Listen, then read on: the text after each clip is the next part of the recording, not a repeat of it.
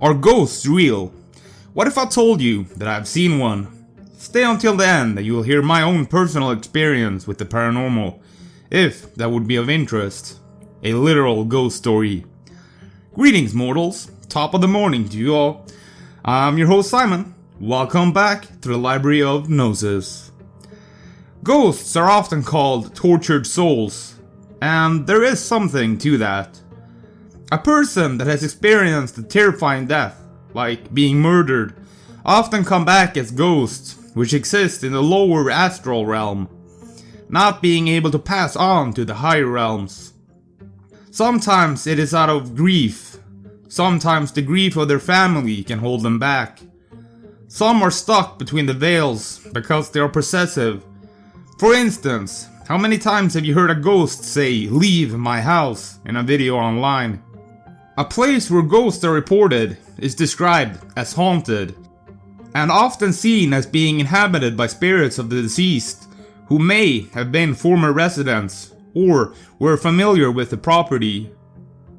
Supernatural activity inside homes is said to be mainly associated with violent or tragic events in the building's past, such as murder, accidental death, or suicide.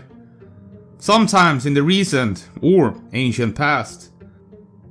However, not all hauntings are at a place of a violent death, or even on violent grounds. Some religious views argue that the spirits of those who have died have not passed over and are trapped inside the property where their memories and energy are strong. For some people that die suddenly, perhaps they don't even know that they are dead if their death is sudden and shocking. I recall hearing this story from a medium about this ghost who would frequently repeat the same action.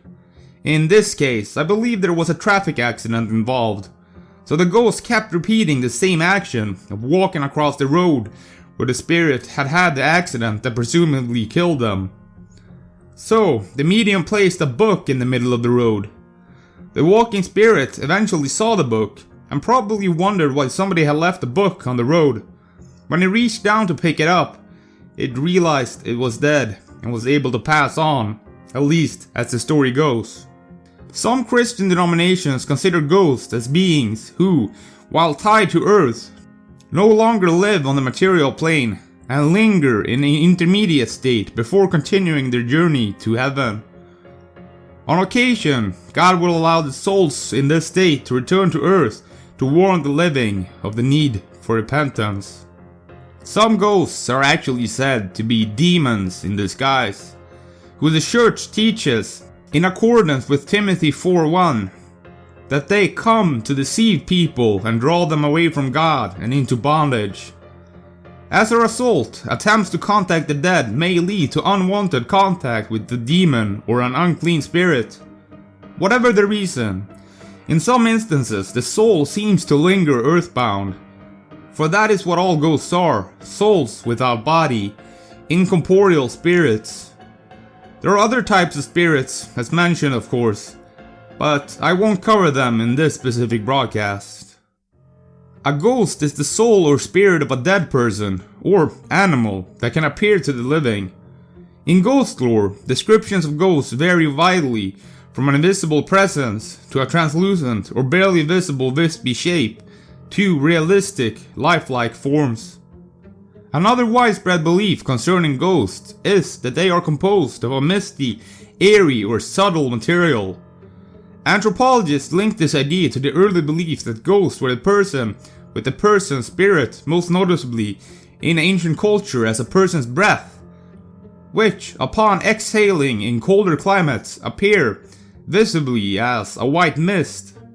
This belief may also have fostered the metaphorical meaning of breath in certain languages, such as the Latin spiritus and the Greek pneuma, which by analogy became extended to mean the soul.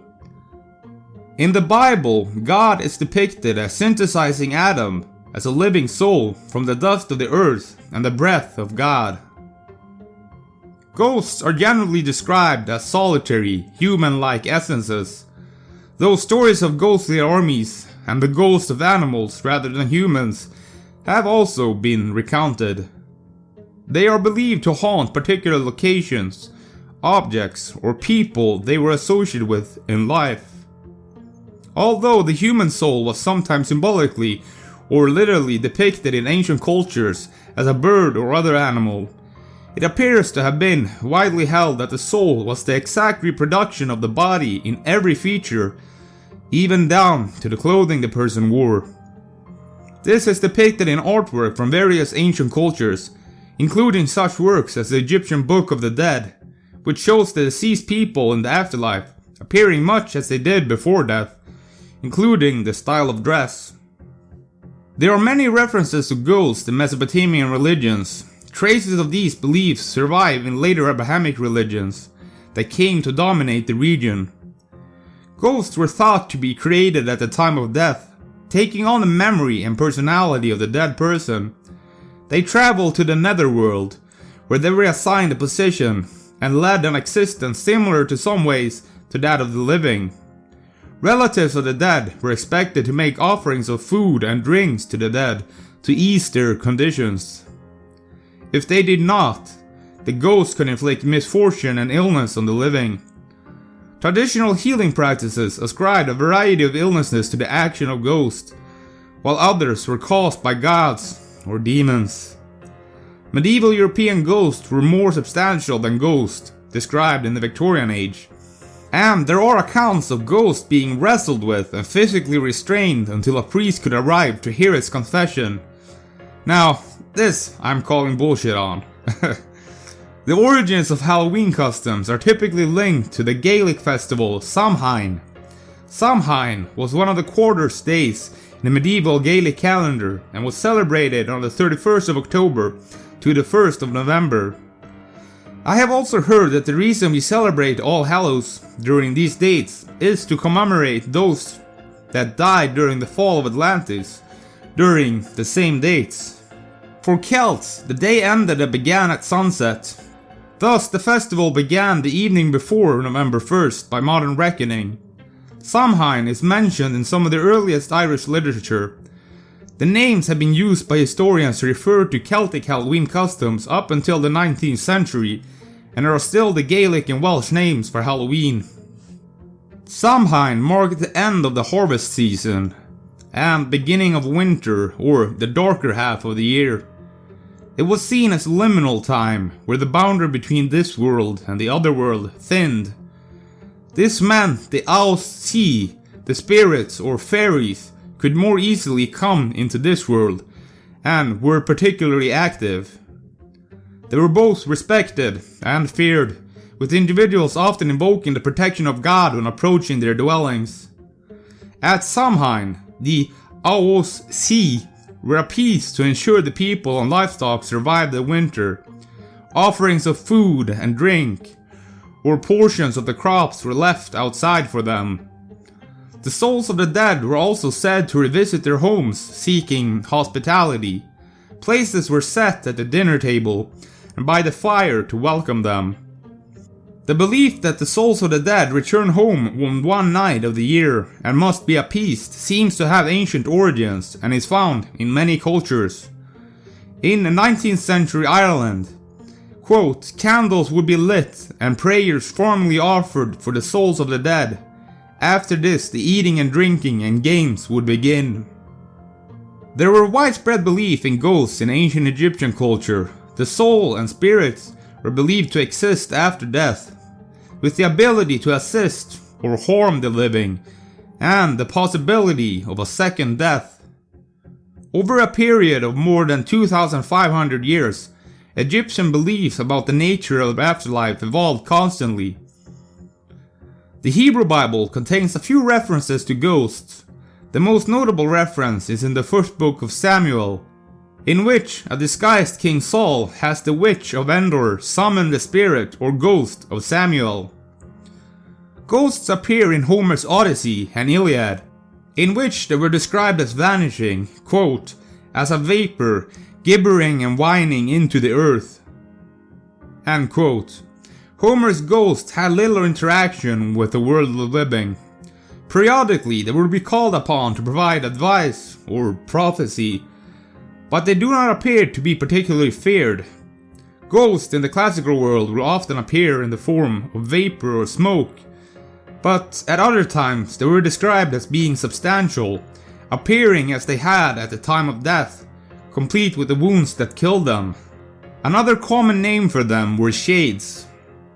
In the New Testament, according to Luke 24:37, following his resurrection, Jesus was forced to persuade the disciples that he was not a ghost.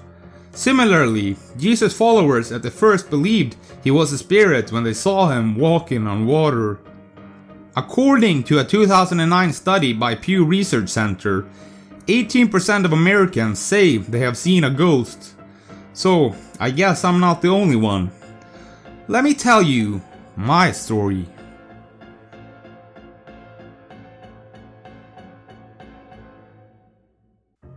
So, you want to hear a ghost story, eh? Well, I'll give you one. This was back in 2010. I have a cabin out in a rural kind of farmstead. And I was up late watching some movies. I think it was around the witching hour actually, 3-4 a.m. I went out to the kitchen to get some water, and above the kitchen sink there's a window. And well, I started pouring up my glass. Then I looked in the window, and I got the shock of my life. Behind me, a couple of meters behind me in the kitchen, I could see this image, or this person standing there.